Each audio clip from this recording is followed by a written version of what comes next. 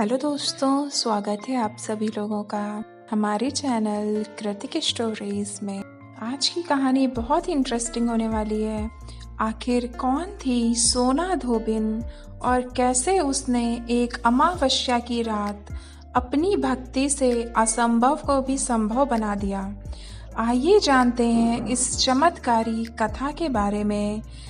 आज हम बात कर रहे हैं फाल्गुन अमावस्या की। हर महीने की अमावस्या का बहुत महत्व होता है और इसी तरह फाल्गुन अमावस्या का भी अपना एक महत्व है। आज हम इसी के बारे में बात करने वाले हैं, तो वीडियो को पूरा ज़रूर देखिएगा बिना स्किप किए। चलिए बताते हैं आपको फाल्गुन अमावस्या की पौराणिक कथा। फाल्गुन अमावस्या की पौराणिक कथा के अनुसार एक गरीब ब्राह्मण परिवार था जिसमें पति पत्नी और उनकी एक पुत्री थी। उनका जीवन सामान्य ही चल रहा था।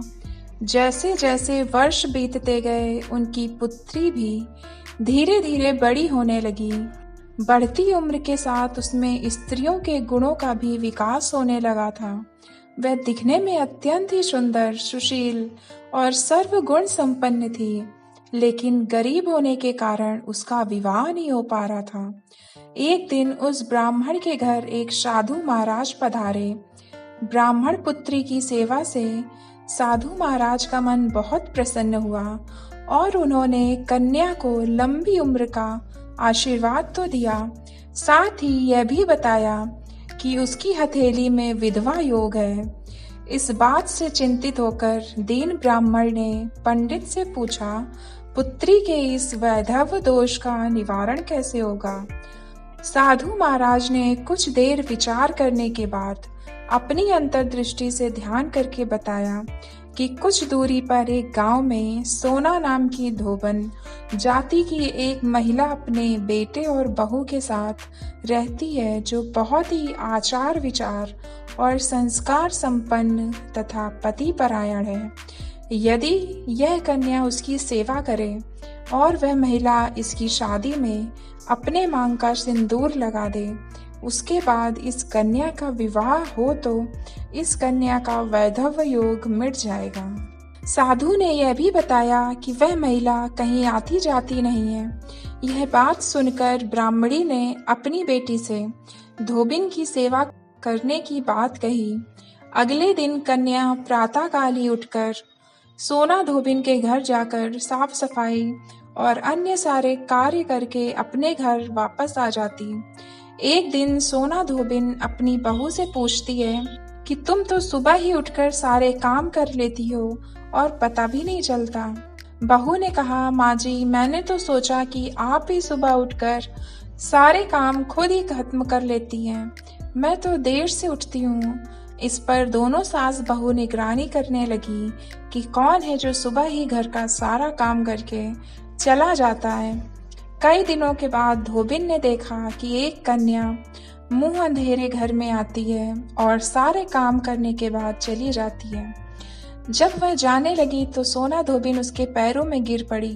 पूछने लगी कि आप कौन हैं और इस तरह छुपकर मेरे घर की चाकरी क्यों करती हैं? तब कन्या ने साधु द्वारा कही गई सारी बात बताई। सोना धोबिन पति परायण थी, उसमें तेज था।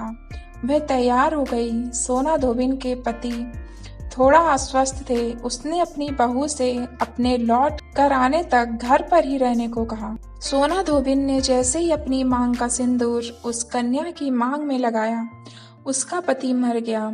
उसे इस बात का पता चल गया। वह घर से निराजल ही चली थी। यह सोचकर कि रास्ते में कहीं पीपल का पेड़ मिलेगा तो उसे भंवरी देकर उसकी परिक्रमा करके ही जल ग्रहण करेगी। आगे की कहानी भी हम जानेंगे, लेकिन उससे पहले अगर अभी तक आपने हमारे चैनल को सब्सक्राइब नहीं किया है तो चैनल को सब्सक्राइब करके जुड़ जाइए हमारे साथ और सपोर्ट कीजिए हमारे चैनल को, ताकि हम ऐसी वीडियोस आपके लिए आगे भी लाते रहें। चलिए जानते हैं आगे की कहानी। उस दिन अमावस्या थी। ब्राह्मण के घर मिले पुए पकवान की जगह उसने ईंट के टुकड़ों से 108 बार भंवरी देकर 108 बार पीपल के पेड़ की परिक्रमा की और उसके बाद जल ग्रहण किया। ऐसा करते ही उसके पति के मुर्दा शरीर में वापस जान आ गई। धोबिन का पति वापस जीवित हो गया। इसलिए माना जाता है इस दिन व्रत आदि करने से पुण्य फल की प्राप्ति होती है। अतः जो व्यक्ति अमावस्या के दिन 108 वस्तुओं की भंवरी देकर सोना धोबिन और गौरी गणेश का पूजन करता है, उसे अखंड सौभाग्य की प्राप्ति होती है। तो ये कहानी थी फाल्गुन अमावस्या की। अगर स्टोरी अच्छी लगी हो तो प्लीज़ वीडियो को लाइक और शेयर कीजिए, चैनल को सब्सक्राइब करके ही जाइएगा। आपसे फिर मिलते हैं नेक्स्ट वीडियो में, तब तक के लिए धन्यवाद। जय हिंद, हर हर महादेव।